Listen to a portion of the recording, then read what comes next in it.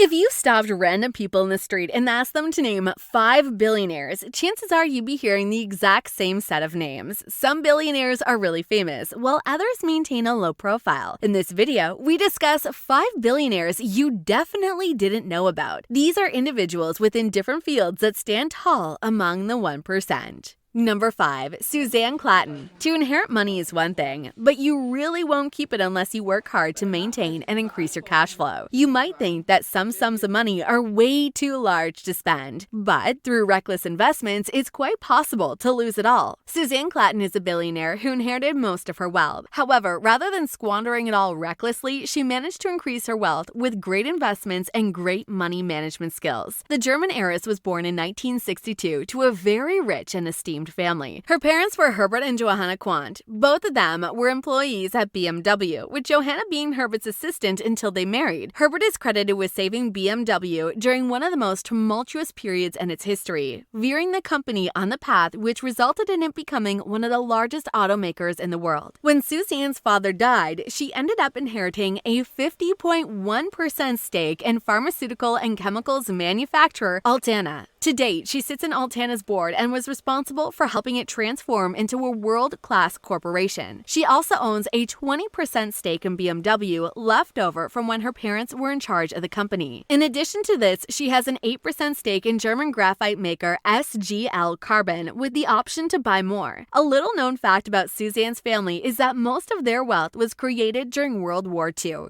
Even though some investigations have gone into the source of their wealth, the family still remains silent on the matter. As of today, Suzanne Clatton is worth $30 billion.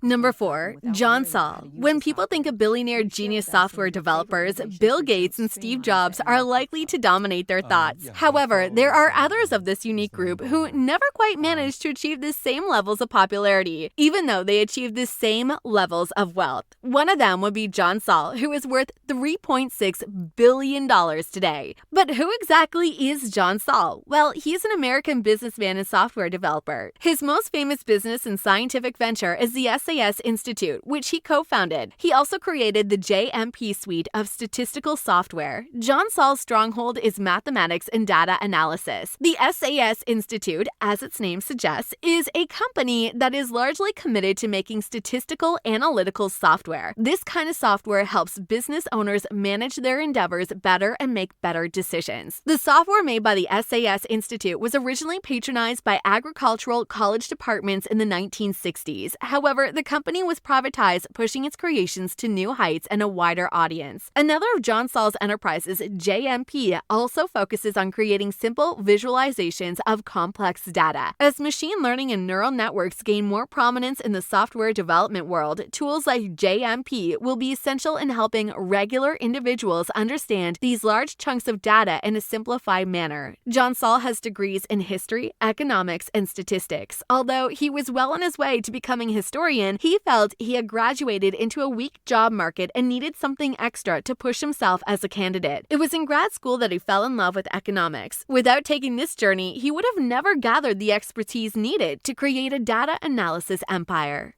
Number 3. Peter Buck. If you did a Google search in the name of Peter Buck, chances are that most of the results would be dominated by an American musician, the lead guitarist of the rock band REM. However, there is yet another Peter Buck, and he is way less famous than his fortune should suggest, especially since he is worth $1.7 billion. The most interesting thing about Peter Buck is that he is a physicist, not just any kind of physicist, but a nuclear physicist at that. He was born in Maine and went on to obtain his degree from Columbia University. He lent his expertise in physics to several companies between the years 1957 and 1978. Peter Buck's rise as a high net worth individual did not begin with his scientific endeavors, although there's no argument that it made him comfortable enough. His rise to success came with a $1,000 loan he made to a family friend, Fred DeLuca. This wasn't meant to be a massive endeavor, just a way for Fred to pay for his college education. In any case, the two friends came to see that there was a lot more to the restaurant business than they thought. Even though the first couple of businesses in that endeavor didn't quite work out, they had enough interest to keep going. Soon enough, this interest started to pay off. By 1973, they had 16 different restaurants, and they even started to franchise some out to other brands. Restaurant business aside, Peter Buck is also the 7th largest landowner in the United States by acreage. Given how valuable land is to real estate business, these acres represent some rather impressive value. There's no doubt that Buck is way richer than his net worth suggests. He also makes some rather great philanthropic efforts, which is a lot more than can be said for some other billionaires. David Sun. David Sun is a Taiwanese-American billionaire. According to Forbes magazine, he is worth $8.9 billion. David is another example of a computer billionaire who managed to acquire a fortune by fulfilling a very specific niche. He co-founded and helped run Kingston Technology, which makes storage and memory products. David is the COO of the company, even though many other executives with this title like to separate themselves from their workforce by placing themselves in a high and fancy offices. David is an exception. He still works from a cubicle on the sales floor. This keeps him as close to his employees as possible and as connected to the proceedings within the company as possible. David's first business endeavor was a chip company, which he started in a garage. The company garnered moderate success before it was sold off to a now defunct PC maker AST after a few years. David used the profits from this to try his luck in the stock market. However, he almost went completely broke this way, prompting him to co-found Kingston Technology, another chip company. His business aside, David runs a charity foundation with his wife, Diana, known as the David and Diana Sun Foundation. It was founded in 2001, and it helps underserved youth in the U.S. and Taiwan to gain grants for starting businesses and conducting research. Number 1. Jorge Paulo Lemann. Seeing as he is the richest man in Brazil, Jorge Paulo Lemann is relatively popular. However, compared to some of the other billionaires who dominate the news cycles, he is still relatively unknown. He is an investment banker and businessman who holds dual Brazilian and Swiss citizenship. His net worth has recently been estimated to be $16.2 billion.